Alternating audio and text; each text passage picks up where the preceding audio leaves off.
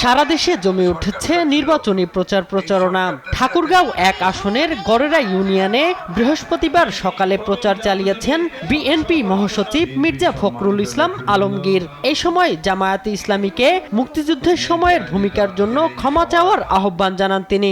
পাক সেনাদের বাহিনী আমাদের অনেক অত্যাচার করছে, করে নাই? বাড়িঘর ছেড়ে চলে গেছিলেন ইন্ডিয়াতে, তখন তাদেরকে কারা সহযোগিতা করছিল এটাও আমরা খুব ভালো করে জানি।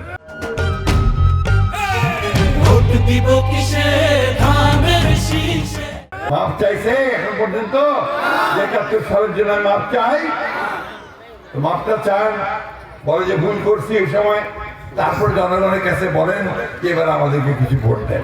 এর আগে কক্সবাজার ১ আসনে গণসংযোগ করেন বিএনপির স্থায়ী কমিটির সদস্য সালাউদ্দিন আহমদ। এ সময় তিনি বলেন, আগামী নির্বাচনে দেশের ভাগ্য বদল হবে।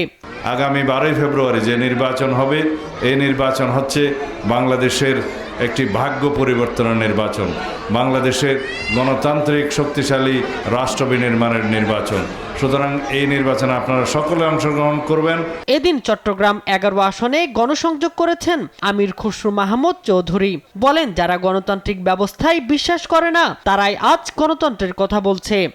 নির্বাচনের ছোটখাটো ঘটনা ঘটে থাকে, সুতরাং এইগুলো নিয়ে আমাদের কোনো মাথা ব্যথা নাই।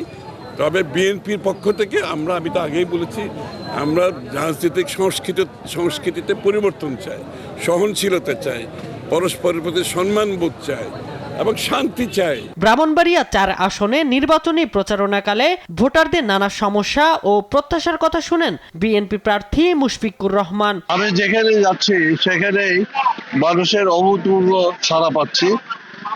তারা যেভাবে আমাকে গ্রহণ করেছে, তাদের ভালোবাসা যেভাবে দিচ্ছেন আমাকে, তাতে আমি মুগ্ধ এবং তাদের কাছে আমি ঋণী। বিএনপি জনগণের কল্যাণে কাজ করবে বলে জানান নরসিংদী ১ আসনের বিএনপি প্রার্থী খায়রুল কবির Khokon.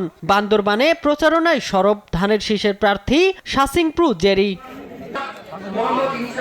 Shamim Hossain, news desk, Desh TV.